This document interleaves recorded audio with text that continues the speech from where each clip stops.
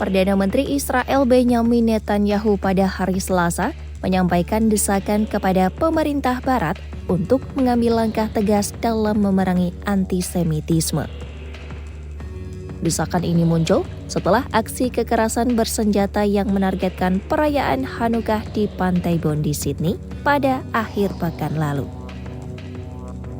Netanyahu menilai pemerintah Barat perlu segera merespon peringatan yang selama ini disampaikan Israel.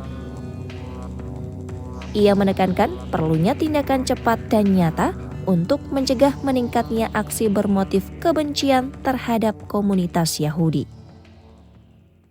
אני דורש מממשלות המערב לעשות את מה שנדרש כדי להילחם באנטישמיות ולתת את הביטחון הדרוש, את ההבטחה הדרושה לקהילות היהודיות בעולם, וכדאי שיקשיבו לאזהרות שלנו.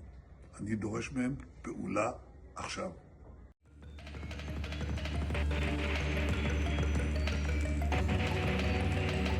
Sebelumnya, Netanyahu menyalahkan pemerintah Australia usai serangan di Pantai Bondi. Bahkan, dirinya menyebut telah memberikan peringatan jauh sebelum tragedi itu terjadi. Namun ia menyebut pemerintah Australia tak menghiraukan peringatan tersebut. Netanyahu mengatakan pada Agustus lalu ia mengirim surat kepada Perdana Menteri Australia Anthony Albanese. Dalam surat itu, Netanyahu menilai Canberra justru menambah bahan bakar pada api antisemitisme. Dengan mengutip isi surat tersebut, Netanyahu menyampaikan bahwa kebijakan pemerintah Australia, termasuk pengakuan terhadap negara Palestina pada September lalu, dinilai mendorong meningkatnya kebencian terhadap komunitas Yahudi. Ia menyebut antisemitisme sebagai ancaman serius yang berkembang ketika para pemimpin tidak bertindak tegas. לפני כמה חודשים כתבתי מכתב לראש ממשלת אוסטרליה. אמרתי לו שהמדיניות שלהם, אני אקריא את זה באנגלית ואחר כך אני אתרגם, לגבי המדיניות שלהם, it pours fuel on the anti-Semitic fire. It encourages the Jew hatred now stalking your streets. Anti-Semitism is a cancer. It spreads when leaders stay silent and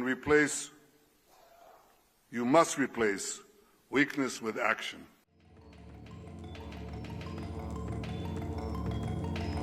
Komisaris Kepolisian Federal Australia mengonfirmasi bahwa aksi kekerasan bersenjata di Pantai Bondi menewaskan 15 orang.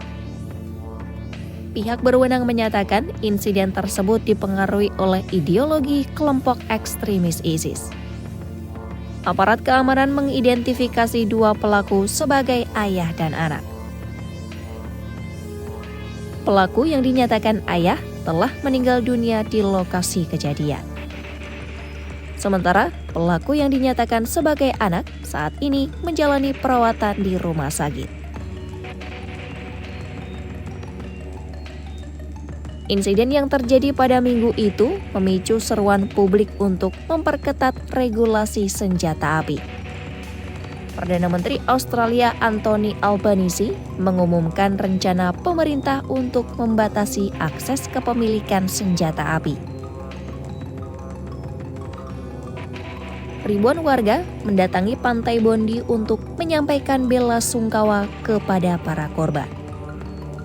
Otoritas kesehatan mencatat jumlah pendaftar donor darah meningkat tajam dan mencapai rekor tertinggi sebagai bentuk solidaritas nasional.